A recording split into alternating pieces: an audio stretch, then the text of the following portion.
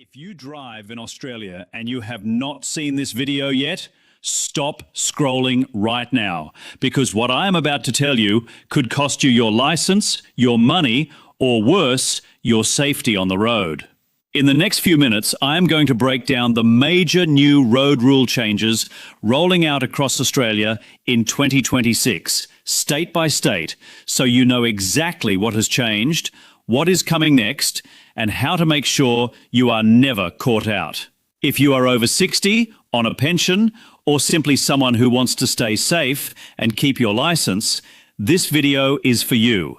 So watch until the end, because rule number 4 could directly affect your Centrelink payments and your independence. Welcome back to the channel. My name is your host, and this channel is all about helping everyday Australians, especially pensioners and older Australians, understand the rules, payments, and changes that affect their daily lives. Today we are talking road rules, because 2026 has already brought in a wave of changes, and there is more coming before the year is out. Some of these changes are about speed limits, some are about your license and medical checks, some are about fines that have gone up dramatically, and some are about brand new technology now watching you every single time you get behind the wheel. So, grab a cup of tea, settle in, and let's get into it. Let's start with something that affects almost every single driver in the country, and that is the crackdown on speed near roadwork and stationary vehicles. For a while now, drivers have been required to slow right down to 40 kilometers an hour when they approach a stationary or slow-moving emergency vehicle with its lights flashing. What changed this year is that this same rule now also applies to roadside assistance vehicles. That means if you see a tow truck, a breakdown van, or any assistance vehicle stopped on the side of the road with its warning lights on, you now must slow to 40 as you pass. This was brought in specifically to protect workers who spend their day standing on the side of busy roads, and getting it wrong is not a small slap on the wrist. It comes with real fines and demerit points. So if you take one thing away from the start of this video, it is this: 40 kilometers an hour past any flashing lights on the roadside, no exceptions. Now let's talk about New South Wales, because the changes there have been some of the biggest in the country. From the 1st of July, roadwork speed limits must now be removed outside of construction hours, when it is safe to do so.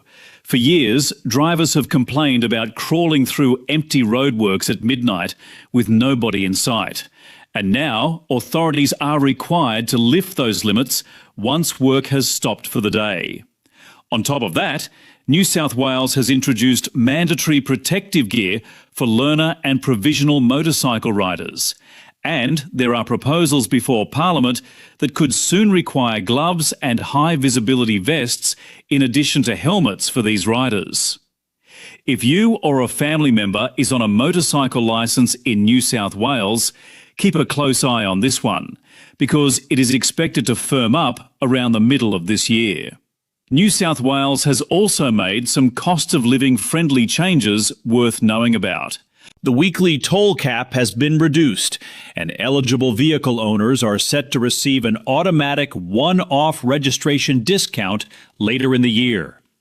So if you drive regularly in New South Wales, keep an eye on your rego renewal, because that saving could land in your pocket without you having to do anything at all. Moving over to Queensland, the big story here is electric bikes and electric scooters. Queensland has tightened the rules significantly, bringing in lower speed limits and tougher penalties for riders who break them.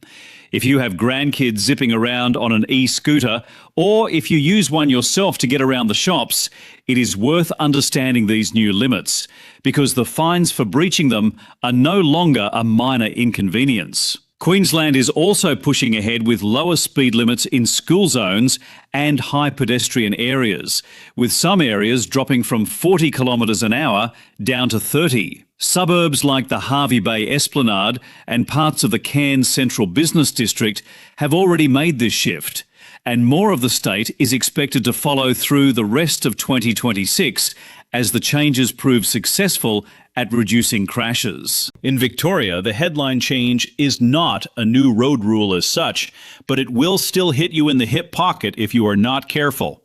From the 1st of July, new fines, reform, and infringement regulations mean that if you do not pay a fine by its original due date, the penalties escalate faster and enforcement kicks in sooner than before.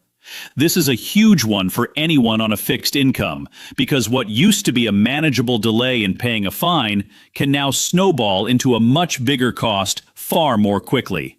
If you are ever unsure about a fine or need extra time, do not just leave it, because ignoring it under the new system is far more expensive than it used to be. South Australia has gone down a different path, choosing to increase fines for speeding and drink driving rather than introduce brand new rules. If you already knew the road rules, this is simply a reminder that breaking them now costs significantly more than it did last year. And over in the Australian Capital Territory, we are seeing something genuinely new for Australian roads, and that is an artificial intelligence-powered traffic camera network. This system, which became active in November last year, is designed specifically to detect seatbelt offences automatically. That means the days of getting away with an unclipped seatbelt because there was no officer around are over in the ACT. The cameras are always watching, and if the system is proven successful, do not be surprised if it starts appearing in other states before long. Now, here is the part I promised would matter most if you are watching this channel for pension and retirement information, and that is the tightening of rules around older drivers. This is not brand new to 2026, but enforcement and requirements have become noticeably stricter this year, and the differences between states can genuinely catch people out. In New South Wales, drivers are required to undergo an annual medical check from the age of 70, and once you reach 85, an on-road driving assessment is added on top of that. In Victoria, there is no mandatory medical check based purely on age, but licenses must be renewed every 3 years once you turn 75.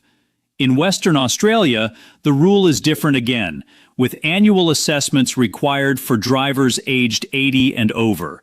And in Queensland, if you are required to carry a medical certificate and you do not have it with you when asked, that alone can result in a fine, regardless of whether you are otherwise fit to drive. Nowhere in Australia is there a mandatory retirement age for driving, so your licence is not automatically taken away simply because of your birthday.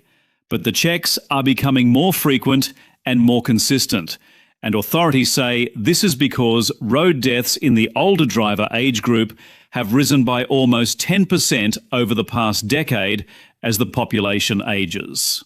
If you are approaching any of these age thresholds, my advice is simple.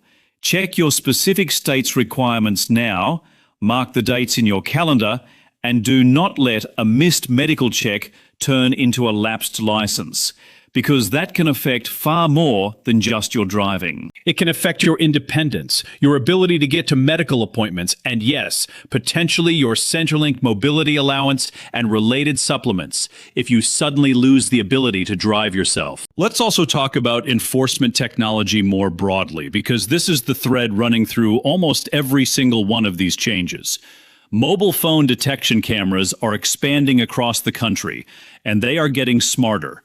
These cameras use artificial intelligence to detect not just phone use, but a wider range of unsafe behaviors, including seatbelt compliance and dangerous lane changes. Authorities have said publicly that these systems have already caught more than 31,000 drivers doing something dangerous that would have gone completely unnoticed under the old system of relying on police presence alone. What this means for every single driver in Australia, regardless of age or state, is that the era of getting away with a quick, unnoticed phone check at the lights, or a seatbelt worn incorrectly behind your back, is essentially over.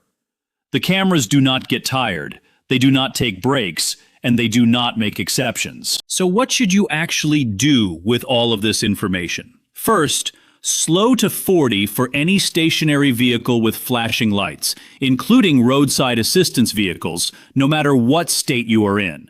Second, if you are a motorcycle rider on a learner or provisional license in New South Wales, make sure your protective gear is compliant, and keep an eye out for the gloves and vest requirement that may be finalized soon. Third, if you use an e-bike or e-scooter in Queensland, check the new speed limits before you next head out, because the penalties have increased substantially. Fourth, if you are in Victoria, never let a fine sit unpaid past its due date, because the cost of delay has gone up sharply. Fifth, and this is the one I really want you to act on, if you are approaching 70, 75, or 80, depending on your state, find out exactly what medical checks or assessments you will need and get ahead of them. Do not wait for a letter to arrive and catch you by surprise.